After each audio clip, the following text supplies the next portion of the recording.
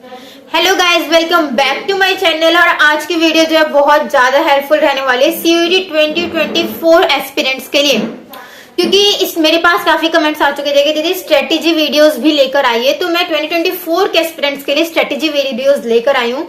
इसके लिए मैंने बहुत ही इंपॉर्टेंट पॉइंट्स रखे हैं फर्स्ट में और लास्ट में। तो सबसे पहला जो सबसे इंपॉर्टेंट पॉइंट है जो कि बिलीव ऑन योर सेल्फ, अपने आप पे बिलीव रखना कि आप इस एग्जाम को अच्छा कर सकते हैं, मतलब कर सकते हैं। और नॉर्थ कैंपस आप डेफिनेटली ग्रैब कर सकते हैं। आपको कुछ नहीं, आपको सबसे पहले अपने मन के अंदर बिलीव रखना है कि हाँ मैं कर सकती हूँ, ठीक है। तो पहला पॉइंट तो आपका यही है।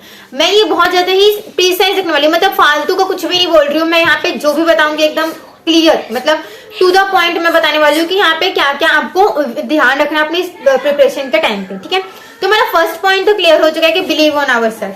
Then our second point is that कि अंडरस्टैंड द सिलेबस। सबसे पहली चीज किसी भी एग्जाम को क्रैक करने के लिए होती है वो होता है सिलेबस। हमें सिलेबस ऑथेंटिक होना चाहिए हमारे पास। आप जो सिलेबस है वो cut.samarth.ac.in वेबसाइट पे जाके चेक कर सकते हैं। सिलेबस हमें एकदम एक्यूरेट रखना है, क्योंकि क्या होता है ना, हम यूट्यूब से पढ़ते हैं तो बहुत कई बार ज्यादा हो जाता है। तो हम इतना ज्यादा क्यों पढ़े, हमें प्रिसाइज पढ़ना चाहिए, मतलब जो हमारे एग्जाम में आएगा हमें उससे कवर अप करना चाहिए। तो मुझे लगता है कि सिलेबस बहुत ज्यादा इंपॉर्टेंट होता है। तो आपको सिलेबस कवर अप करना होगा सबसे पहले। सिलेबस बिल्कुल अच्छे से समझ लेना, okay. Then your third point, to select reliable YouTube channel. अगर आप पढ़ रहे हैं तो आपको किसकी स्ट्रेटेजीज देखनी है, किसके मेंटरशिप्स देखने हैं, आपको कहाँ से डेटा मतलब अपडेट्स मिलने वाली है, कौन सा यूट्यूब चैनल को फॉलो करिए, ये बहुत ज्यादा जरूरी है। जब मैंने अपनी प्रिपरेशन करी थी, मैंने सीयूईटी का लिए मैंने अड्डा 247 को फॉलो किया था।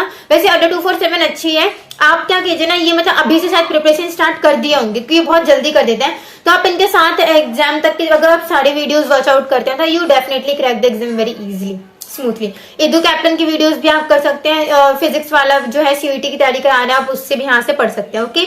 Then your fourth point, create a study schedule. बिना किसी शेड्यूल के पढ़ना मुझे नहीं लगता इट्स प्रोडक्टिव। शेड्यूल होना बहुत जरूरी है। अगर आप शेड्यूल बनाएंगे आप तभी बहुत अच्छे तरीके से जो आउटपुट है वो ले सकते हैं किसी भी चीज के लिए। तो शेड्यूल बनाना बहुत जरूरी है कि स्टडी शेड्यूल बनाए कि हाँ मेरे को इतना करना है, इतना करना है। अभी से प्रिपरेशन स्टार्ट कर देना है, क्योंकि भाई कंपटीशन बहुत ज्यादा हो रखा है। तो हमें अभी से पढ़ना शुरू कर देना होगा 2024 के लिए। Next point, organise study materials. It means that हमें ये नहीं कि इधर भी हाथ मारे उधर भी हाथ मारे, ऐसे नहीं। मैं सबसे इंपॉर्टेंट जो है वो है तुम्हारी एनसीईआरटी। एनसीईआरटी से ही पेपर में आने वाला है, क्योंकि ये जो है एनटीए ने भी कहा है वो ज्यादातर जो पेपर है वो हमारी एनसीईआरटी से ही बनाएगी। तो आप 12th के साथ ही प्रिपेयर कीजिए। आप कोई जरूरत नहीं है कि इधर जाएंगे उधर जाएंगे। एनसीईआरटी को ग्रैब करके अच्छे से, और देन उसके बाद you have to go for PYQ questions, okay. Then next is watch topic wise videos. It means that आपने जो सिलेबस देखा है उसके अकॉर्डिंग आप एक एक टॉपिक को सर्च करके उसकी वीडियोस देखिए, उसके वीडियोस के नोट्स बनाइए। नोट्स भी बनाना बहुत जरूरी है। टॉपिक वाइज पढ़िए, ये नहीं कहीं भी कुछ भी उठा के आप पढ़ने लगे। Then next 7th point is that your take notes. मैंने जैसे पहले ही बताया कि नोट्स बहुत जरूरी है। हम यूट्यूब पे वीडियो देखते हैं, ये नहीं हम वीडियो चला के बैठ गए हैं और कई बार हम सो भी जाते हैं। मेरे जैसे लोग सो भी जाते हैं। तो आप वीडियो चला के ये नहीं हम बस देखे जा रहे हैं। आपको साथ साथ नोट्स बनाने होंगे। सबकी सेपरेट नोटबुक्स ले लो, नोटबुक्स लेके सबके लिए अलग अलग आप नोट्स बनाना स्टार्ट कर देना। देन हमारा 8th पॉइंट है प्रैक्टिस प्रॉब्लम। जितने क्वेश्चंस लगा सकते हैं ना आप उतने क्वेश्चन सॉल्व कीजिए। जितने क्वेश्चंस करेंगे ना उतनी ज्यादा अंडरस्टैंडिंग होती है हमें। जो मतलब किसी भी अगर कोई भी चीज हम सीख रहे हैं ना क्वेश्चंस के थ्रू सीखेंगे तो ज्यादा बेटर रहता है। जल्दी अंडरस्टैंडिंग होती है, कंसेप्ट्स क्लियर होते हैं। तो क्वेश्चंस प्रैक्टिस करना बहुत ज्यादा ही जरूरी है। तो प्रैक्टिस तो बहुत इंपॉर्टेंट है। 9th point is that mock test. Mock test बहुत इंपॉर्टेंट है। मैथ्स में मैंने 15-20 मॉक टेस्ट पेपर करके गई थी, तब जाके मैं जब एग्जाम था मैं 25 क्वेश्चन एकदम एक्यूरेट करके आई थी। मेरी परसेंटाइल 97 आए थे मैथ्स में, और मैंने 25 क्वेश्चन किए थे आउट ऑफ 40। इसमें ये मैटर नहीं करता आप कितना कर रहे हैं, ये मैटर करता है आप सही कर रहे हैं और बाकियों से ज्यादा बेटर कर रहे हैं। तो प्रैक्टिस मॉक टेस्ट पेपर बहुत ज्यादा जरूरी है। मॉक टेस्ट से क्या होता है, हमारी प्रैक्टिस बन जाती है, हम क्वेश्चंस को जल्दी जल्दी करने के एबल रहते हैं। तो आपको मॉक टेस्ट जो प्रैक्टिस है वो बहुत ज्यादा करना होगा, okay. 10th point, revision. Revision तो हर कोई बताता है बहुत जरूरी है। हर संडे को एक दिन बना लीजिए आप, उसको उस दिन आपको रिवीजन करना है। जो भी पूरे वीक पढ़ा है उसको संडे को बैठ कर आप रिवाइज कर सकते हैं। 11th point, stay consistent. ये नहीं एक दिन पढ़ा 4 दिन छोड़ दिया, ये आज पढ़ रहे हैं कल नहीं पढ़ रहे हैं, इस तरीके से पढ़ेंगे तो आपकी कंसिस्टेंसी नहीं रहेगी, जो पढ़ा हुआ है ना वो भी नहीं याद रहेगा। तो कंसिस्टेंट होके पढ़ना होगा, जो भी पढ़े एकदम अच्छे तरीके से पढ़िएगा। Okay, then your 12th point, seek help and clarification. It means that if you have any doubt, you have to clear with your teachers in your classroom, from YouTube comments, from whatever you have any resources, you have to clear your concepts. Concept clear होना बहुत जरूरी है, क्योंकि questions रटे रटाए नहीं आएंगे, आपके concept के बेस पे आएंगे, तो बेटर रहेगा कि आप कंसेप्ट्स को अच्छे से कर लीजिए। Okay, 13th, stay updated.